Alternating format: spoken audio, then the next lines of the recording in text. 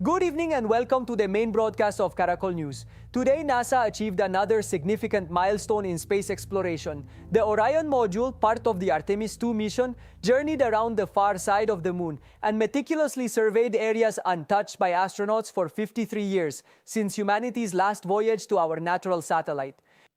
What you are seeing right now, exactly at this moment, 7 o'clock in the evening, 3 minutes past Colombia time, is the live signal coming from NASA after successfully overcoming one of the most critical moments of this mission. Just a little over half an hour ago, the control center located in Houston, Texas, re-established contact with Orion. These are images from the moment the signal was received from outside and inside the capsule Puchaste Toesai Sayarte Taster, which was incommunicado with Earth for 40 minutes as it passed over the far side of the moon.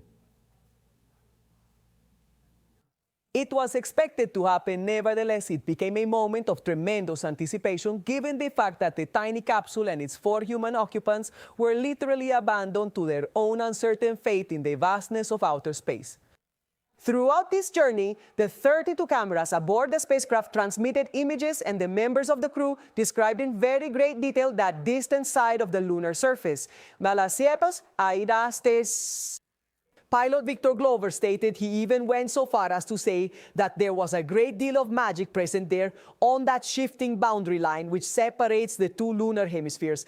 And one of the most emotional moments of the entire mission occurred when the crew was identifying various points of reference on the moon.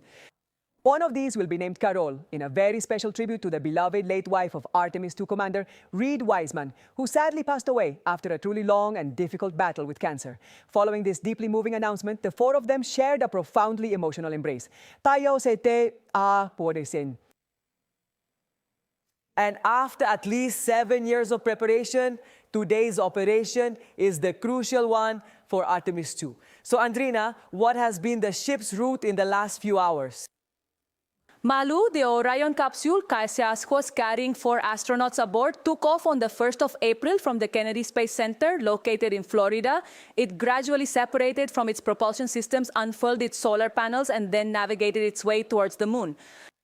That is what it has been doing for the past 5 days. But to understand today's journey, we must focus on point 5 of the chart you are seeing. At 11:41 a.m. today, Colombia time, Orion entered the moon's sphere of influence. At 12:56 in the afternoon, Noticias, it reached this point 400,171 kilometers from Earth, the farthest place a mission with humans aboard had ever reached, Apollo 13 in 1970.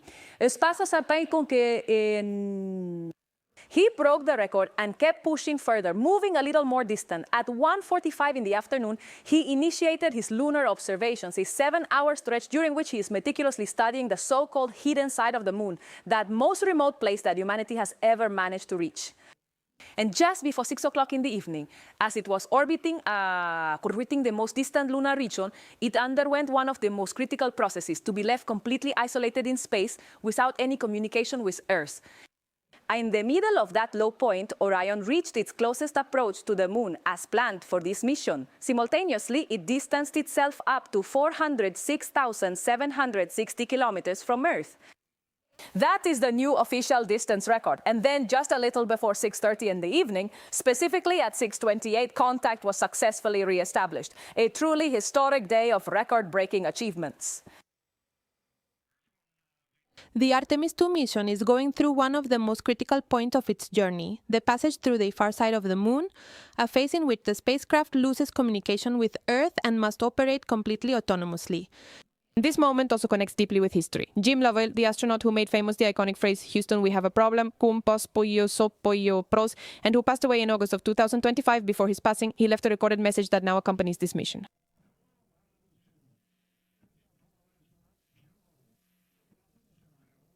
Artemis II. I am Jim Lovell, an astronaut from the Apollo program. Welcome to my old neighborhood. When Frank Borman and Bill Anders and I orbited the moon in Apollo 8, humanity had its first close-up view of the moon and a perspective of our planet that inspired and united people around the world. From very early on, the crew aboard the Orion spacecraft prepared for this moment. The astronauts reviewed systems, verified parameters, and confirmed that everything was in order before entering one of the most challenging zones of the journey. All this happens while the spacecraft travels at thousands of kilometers per hour on a trajectory precisely calculated days in advance. The objective? To reach the exact point behind the moon at the precise moment. Minutes later, the ship begins to approach the moon, and from the cabin, the change is evident. Earth starts to fall behind, and the horizon fills with the lunar surface. As they advance, Orion performs minor adjustments to its flight path. These are highly precise maneuvers, essential and necessary to ensure that the pass behind the moon occurs exactly as planned. And then the moment arrives. The spacecraft enters the far side of the moon. The signal from Earth is lost, and they lose communication for a full 40 minutes.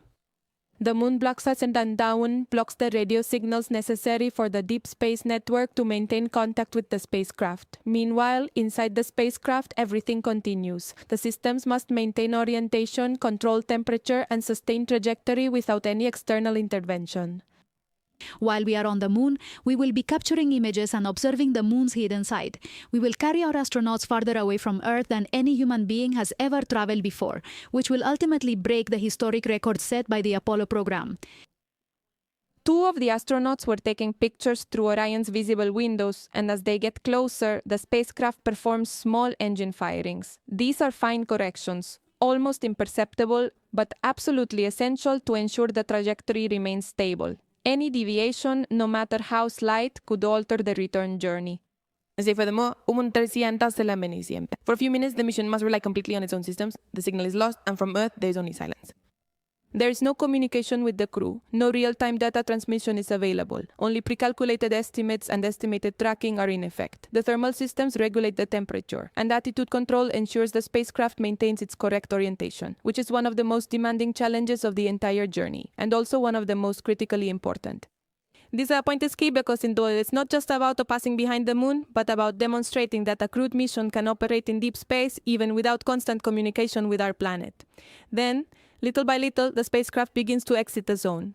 The signal returns, and with it, confirmation that everything went smoothly. Integrity, comm check. Integrity, we have you loud and clear. Now tell me what's happening. Beyond this point, the journey will continue around the moon. Orion will not stop or enter a prolonged orbit. Instead, it will use lunar gravity to change direction and prepare its return to Earth. This is a supremely calculated maneuver, and thanks to that impulse, the ship is left aligned on a return trajectory. Throughout the day, the mission will continue to collect crucial information, including navigation data, details on the spacecraft's performance, and the operation of its systems in this region. This data is vital for future crewed missions. And although Artemis will not land on the moon, it is thoroughly testing every necessary step to return there, something that has not occurred since the Apollo program. Today, not a not a delusion, but one of the most decisive moments of the trip. The passage on the far side of the moon, without Earth communication, the mission proves it can sustain itself. Indeed, a total of 9 missions to the moon have preceded Artemis II, a mission that is setting new records and making significant differences, for instance, by including the first woman and the first African American to go to the moon. Andreina, what else will this mission be remembered for? Malu, indeed, Artemis II is also making history by including a woman, an African American, and a Canadian on its crew, because until now, all those who have traveled to the moon, 24 astronauts in total, were American white men. And thanks to the record for the greatest distance from Earth ever achieved or into achieved, the mission will tremendously improve our scientific understanding of our closest celestial neighbor. At 12:56 in the afternoon, Colombian time, Artemis II wrote a new chapter in the history of space exploration.